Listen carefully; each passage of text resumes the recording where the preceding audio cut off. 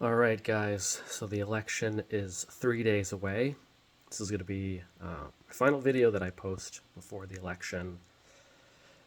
Just some final thoughts here on a second Trump term. And it ties in, I'd say, to the kind of ultimate message that I want to convey with these videos and connecting to what I've said before, making the case for Kamala Harris.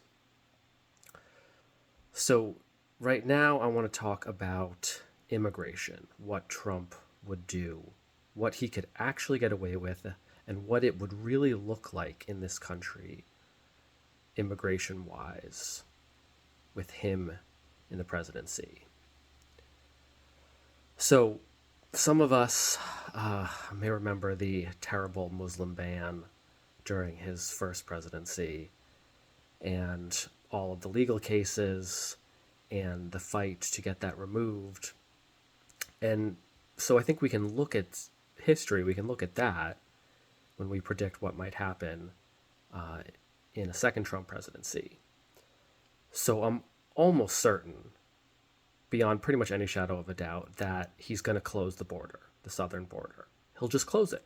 He'll just say all immigration is illegal, whether you're coming through in the legal process or not, from South America or Central America up to the southern border. He's just going to shut it down.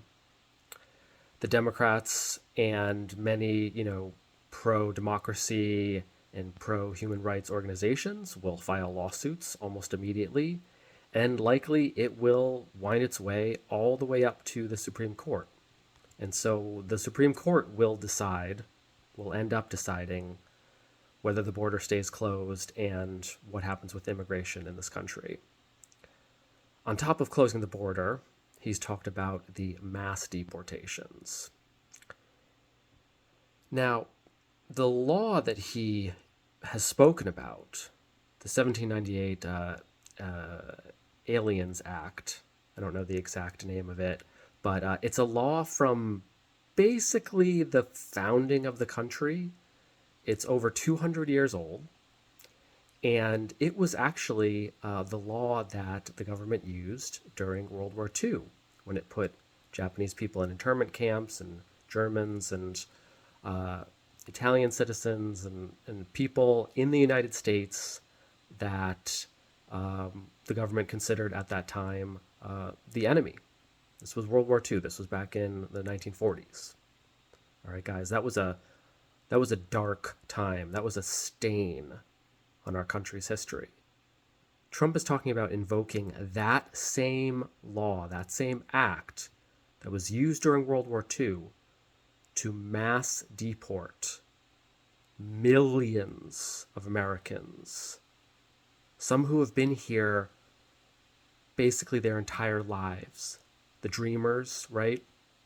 Who are here under DACA, who came here as little children, from foreign countries, and this is all that they've known. They've lived in the United States their entire lives. So he's talking about these mass deportations, talking about getting rid of people who have been here legally almost their entire lives, sending out the military to do this. I want you to think for a second, really take a moment.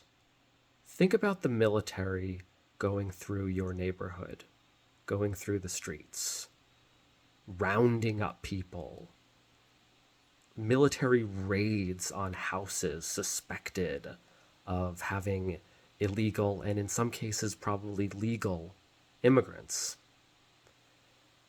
And then think about the protests that will ensue after that, because we have to stand up to this hatefulness, this un-American evil. So there will be protests, and they will be peaceful, they will be lawful.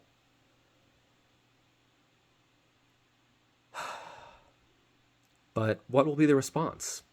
Will Trump turn the military on these peaceful protesters? He wanted to do it during his first term.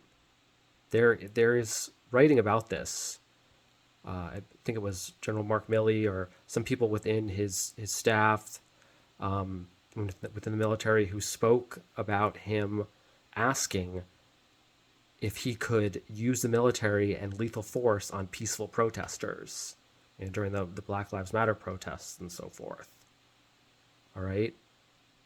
This is an American president talking about using the military against American citizens. And now a presidential candidate talking about doing it again. And this time, what if he's surrounded by people who say yes? The only reason it didn't happen before is because people stood up to him. But if he's able to get his way, if he's able to surround himself by yes men, then what's to stop him from turning the military on his own citizens, on Americans, innocent Americans? He calls them the enemy within, the radical left Democrats. Oh, yes, they need to be taken out. This is you and me and just average, everyday American citizens he's talking about. All right, if you've made it to this point in the video, I really appreciate it. I would highly recommend reading the opinion piece in the New York Times by Michelle Goldberg. It was written yesterday, Friday, November 1st, where she basically talks about a lot of this stuff, these sort of the fears that just everyday normal Americans who are citizens are, what we're thinking about, what we're really concerned about in a second Trump presidency. I think she, encapsulates it and writes it so much more fluently than I will ever be able to say it. So I really recommend reading her piece. And I just hope, guys, to anybody out there who's considering voting for Trump, I'm begging you, please don't. Like, you don't understand the consequences and what may happen in the future if he's put back in power. Like, maybe you'll be safe, but other people you probably will know somebody who won't be safe, who will be hurt by him and his government. Don't put somebody who wants to use the military against his own people in power. Please don't do that. You may not like Kamala Harris, but don't put the wannabe dictator in there just because you have a few things against, I don't know, a woman being the president or some nonsense like that. Really think about the future and safety of this country. Really think about a president turning the military on his own citizens.